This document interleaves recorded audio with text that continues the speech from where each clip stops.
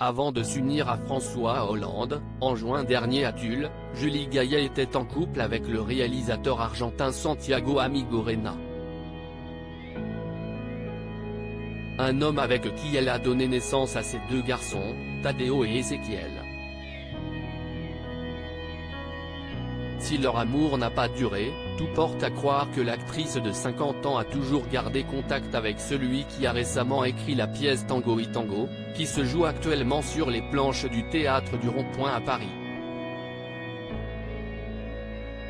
Pour preuve, lors d'une précédente entrevue accordée dans les pages du magazine Elle, en mars dernier, Julie Gaillet en avait profité pour évoquer son passé avec son ancien époux. Santiago me disait, un jour, j'arrêterai tout pour écrire un livre. Je lui répondais, écris-le tout de suite. Il s'est mis à se réveiller à 6 h du matin, en même temps que notre bébé, s'était-elle notamment souvenue. Avant d'ajouter, le père de mes enfants, Santiago Amigorena, est un auteur merveilleux, avait-elle ensuite expliqué. J'ai vu ce que c'était que son travail, chercher le mot juste, inventer un univers lexical, poétique.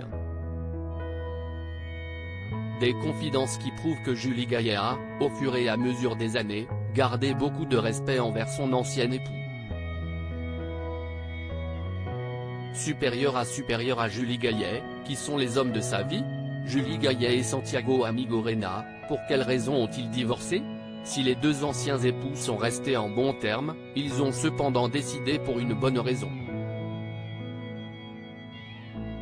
Comme l'avait signalé Julie Gaillet en 2018, auprès de Paris Match, si elle s'est séparée du père de ses enfants, c'est tout bonnement parce que son rôle de mère au foyer n'était pas en adéquation avec ses valeurs féministes. J'ai eu conscience très jeune d'être traitée différemment. Et à la maison, où mes frères ne débarrassaient pas souvent la table, avait-elle contextualisé.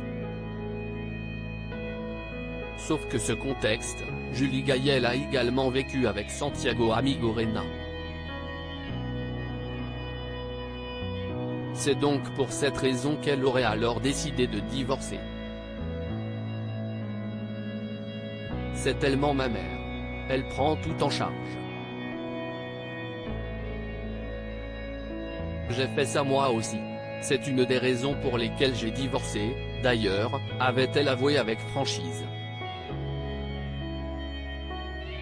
Crédit photo, Cédric Perrin.